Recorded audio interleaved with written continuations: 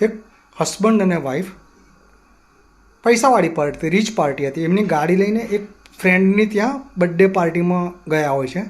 તો રાતના રિટર્ન થતા હોય છે.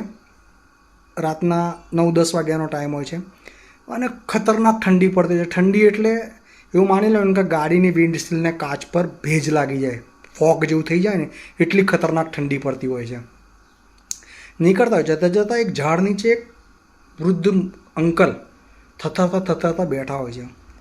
હસબન્ડની નજર પડે છે, ગાડીને એકદમ બ્રેક મારી દે છે, ઊભી કરી દે છે. એટલે એની વાઈફ પૂછે છે, કેમ ઊભા રહ્યા? તો કે પેલા અંકલ થથરે છે, એમને હું મદદ કરવા માગું છું. આપણી જોડે પેલો સારા મહિનો કંબલ છે, મોંઘા મહિનો કંબલ, એ કાકાને આપી દઈએ. એટલે એની વાઈફ કહે છે, તમે કાકાને આપશો, કાકા એ કંબલ વેચી દેશે ને નશાની વસ્તુ ખરીદશે, એનો કોઈ યુઝ નહીં કરે.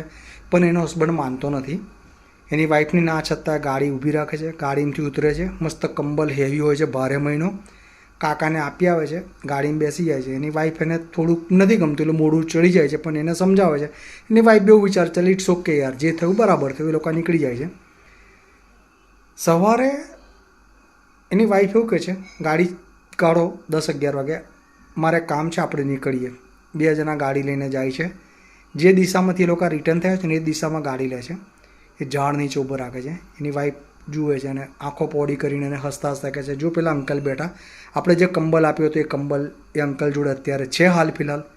પેલો બી વિચારમાં પડી જાય છે. હસબન્ડ વાઈફ નીચે ઉતરે છે. અંકલને પૂછે છે, અંકલ મેં તમને કંબલ આપ્યો તો એ કંબલ કઈ ગયો? પેલી તો એવું જ કહે છે, અંકલ કંબલ વેચી દીધો, નસો બસો કરી લીધો.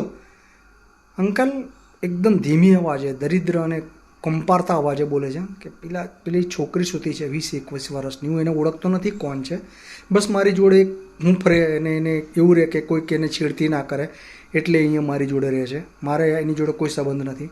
એ કંબલ મેં એને ઉડાડ્યો, એના કપડાં ફાટલા છે, એને લોકો ગંદી નજરથી જોતા હોય છે, એટલે મેં એને આ કંબલ આપી દીધો.